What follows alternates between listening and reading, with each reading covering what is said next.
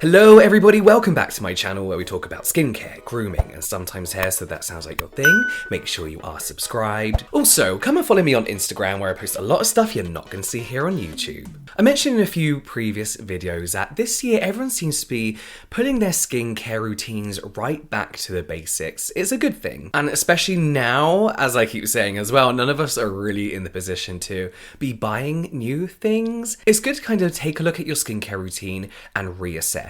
A lot of us, including myself, can just be adding crazy amounts of products to our routines, and sometimes I feel we get a little bit lost as to what it is exactly we want from our routine. So today I'm going to talk about building that basic skincare routine, and this is what I do whenever my skincare routine isn't working or I'm having some type of reaction.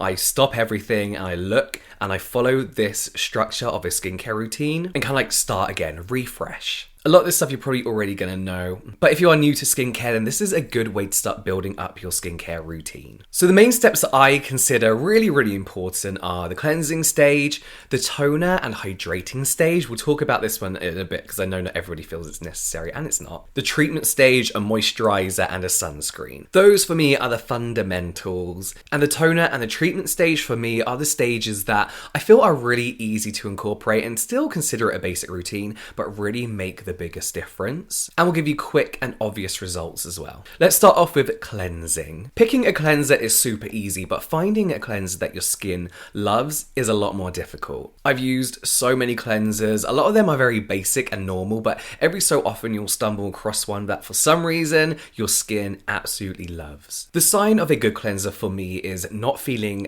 squeaky clean after, your skin not feeling tight. And remember, a cleanser doesn't have to foam to mean it's working. I feel like there are so many different cleansers out there for every skin type imaginable, which is great, and they all do serve their purpose, but for the sake of kind of like just stripping back the routine and sticking to a simple routine, I highly recommend just picking a simple cleanser. As I said, picking a good cleanser can be really tough, but to start with, I feel like the key words to look out for are gentle and force sensitive skin. This usually means that the cleanser overall isn't overly stripping, it's not drying, and it's friendly for all skin types. All the cleansers you see here offer gentle yet really effective cleansing.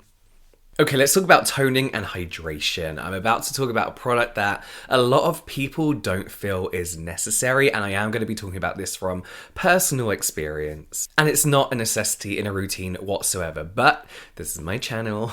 And I feel like this stage really did make a difference in the appearance of my skin. As far as how plump it looked, as far as how hydrated it looked, how bright it looked, and also how the other products in my routine reacted with this stage. When it comes to toners, I would recommend getting yourself a very simple hydrating toner. A toner that you could add to a cotton pad or the palms of your hand that adds hydration and moisture to your cleansed skin. I love putting toner onto damp skin and then patting in the toner but still keeping it damp. These toners often help prep your skin for the rest of your routine. And I always find that when I use a toner, my skin looks really refreshed and glowing throughout the day. There's something about applying your products to dry skin that just doesn't have the same look or feel as applying products to damped, hydrated skin. Is damped a word? Dampened. We obviously want to avoid the old-fashioned alcohol-heavy astringents, so think Clean and Clear, Clearasil. And we want to stay clear of cute, fragranced mists and waters that could really irritate your skin. So I would say if your toner is like an odd color, like purple or green, just kind of avoid it if it's like any crazy color. And if it smells nice, if it smells lovely,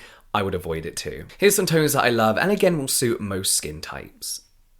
So there is, of course, another kind of toner, and this is an exfoliating toner. This will be your exfoliating step 1, 2, or 3 times a week. Those with dry skin and uneven texture could really benefit from an AHA, an alpha hydroxy acid. And those with more oily, congested skin could really benefit from a BHA, beta hydroxy acid, but you can use both. AHA really for the surface, BHA for deeper down in the pores, to put it very simply. I personally use both. I use AHA once a week to target that uneven skin tone, any pigmentation left on the skin, and then I'll use a BHA to go deeper into my congested pores and help clear that out. These are products again that you want to keep very simple, and I would invest a little bit more here. No gimmicky, overly fragranced glow tonics or miracle toners, nothing like that. Again, here are some of my favorite chemical exfoliators. The price points are a little bit higher, but I feel like you need a good, well formulated product when it comes to the chemical exfoliators.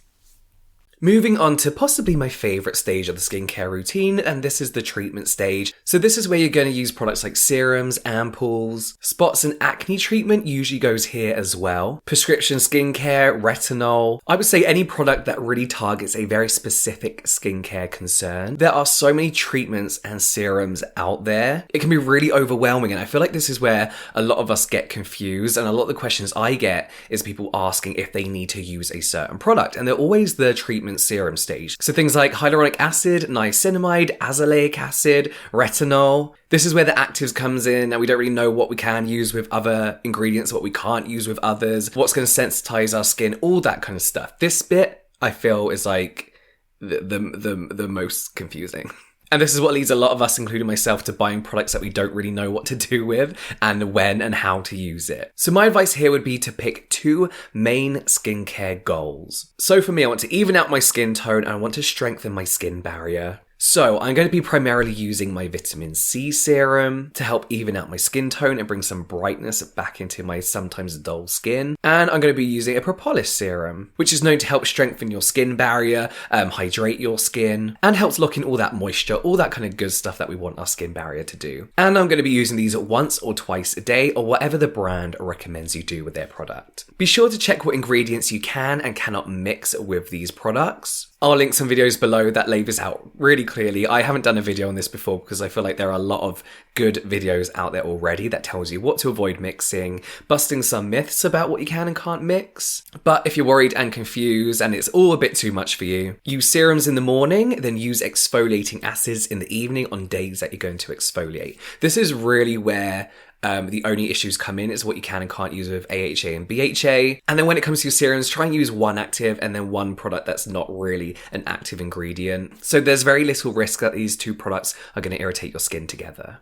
The next stage is to moisturize, and moisturizer is a product that every skin type can benefit from. This really doesn't have to be fancy, and I feel like moisturizers are a product that people do get carried away with as far as what's in them. You could buy moisturizers with actives in. There's loads of anti-aging moisturizers out there that are just moisturizing, plumping ingredients, sometimes with a vitamin C in them. But really, the more basic at this stage, the better. All we want from our moisturiser is to treat dry skin, lock in that water content, and in some cases, even supply some to our skin. A good moisturiser will contain occlusives to lock in all that hydration, emollients to keep our skin soft and smooth, and humectants to draw in water and keep our skin hydrated. A lot of good moisturisers also have skin restorative ingredients like ceramides, fatty acids, things like that, so be on the lookout for those if you have very, very easily irritated skin. And in general, they're good for everyone. If you have very oily skin, you may want to opt for a gel type moisturiser. But here's my personal favourite moisturisers as someone with